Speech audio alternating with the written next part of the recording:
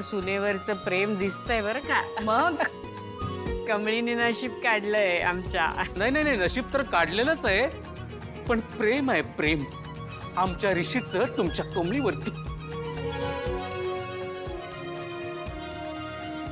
या या बंडोपंत या.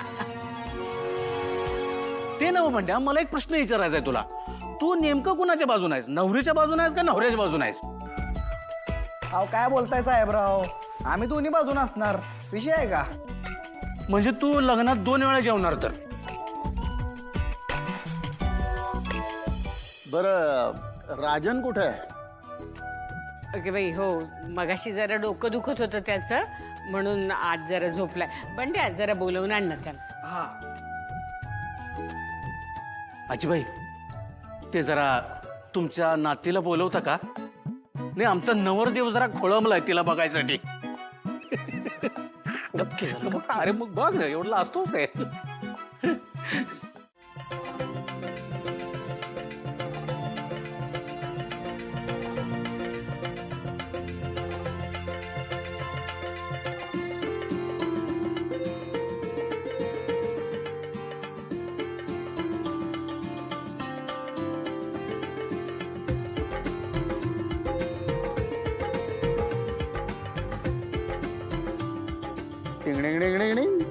ओ सरकार, नाही इतकं टक लावून बघू नका तिच्याकडं.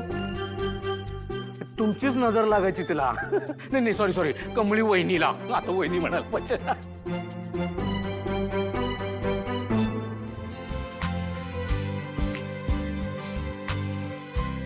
मला यायला थोडासा उशीर झाला. ऍक्च्युली थोडंसं डोकं दुखत होतं म्हणून आराम करत होतो आज. ये.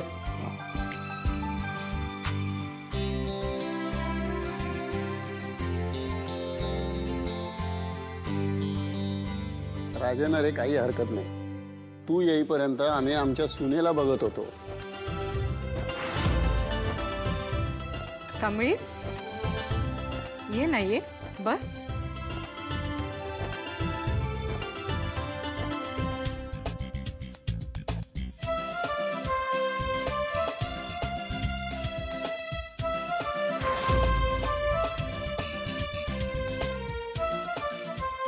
खूप छान दिसतेस आज. खरं तर या लग्नाला माझी मान्यता नव्हती.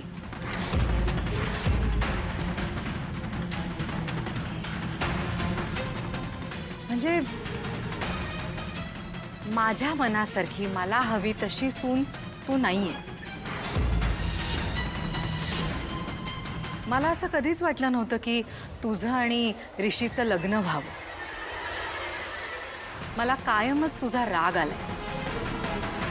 कायमच असं वाटायचं की तू संधी साधू आहेस. मुद्दाम माझ्या ऋषीला तुझ्या जाळ्यात अडकवलंस.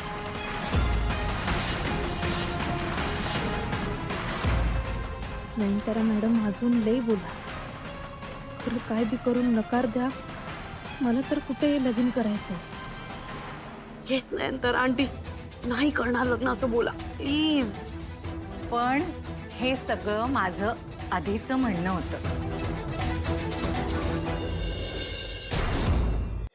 तू आमच्या प्राजक्तासाठी जे काही केलंस ना, ते मी कधीच नाही विसरू शकत. मी कायम त्या बाबतीत तुझी ऋणी असेल. पुढे जाऊन कॉलेजमध्ये तू GS झालीस, निर्णय घेतलीस. I was really impressed. आणि हळूहळू तुझ्याकडे बघण्याचा माझा दृष्टिकोन बदलत गेला ग. आणि काही काळाने हे कळलं की इतकी वर्ष अन्नपूर्णाताई ज्या नातीची वाट बघतायत, ती त्यांची मोठी नात तू आहेस. आणि मग तर माझं मत पूर्णच बदललं. कारण जी मुलगी अन्नपूर्णाताईंची नात आहे, ती वाईट कशी असेल? माझा अन्नपूर्णाताईंवर पूर्ण विश्वास आहे. आणि त्या विश्वासामुळेच मी हा निर्णय घेतला. तुला स्वीकारलं. फक्त कमळी, तुला थोडं बदलावं लागेल. मी सांगेन, शिकवेन तसं वागावं लागेल. हे बघ, मी तुझ्या शिक्षणाच्या विरोधात अजिबात नाहीये. तू शिक, हवं तितकं शिक, खूप मोठी हो.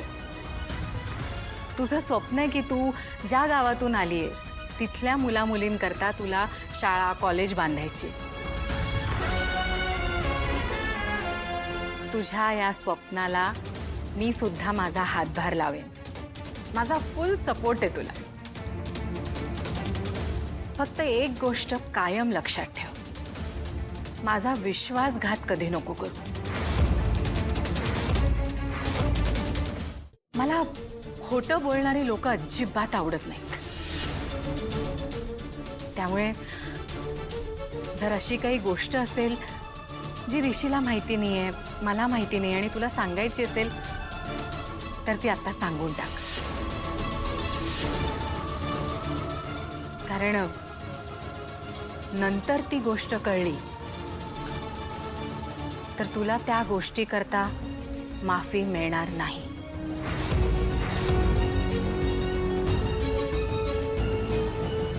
कमळे प्लीज काही बोलू नकोस. ही योग्य वेळ नाहीये.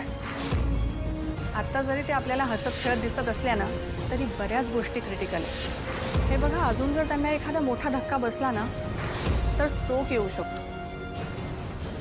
सॉरी मॅडम, उद्या माझं काय होईल ते मला माहीत नाही. खरं आज मी काहीच सांगू शकत नाही. आजींसाठी मला हे लपवावंच लागणार आहे. बोल कमळी.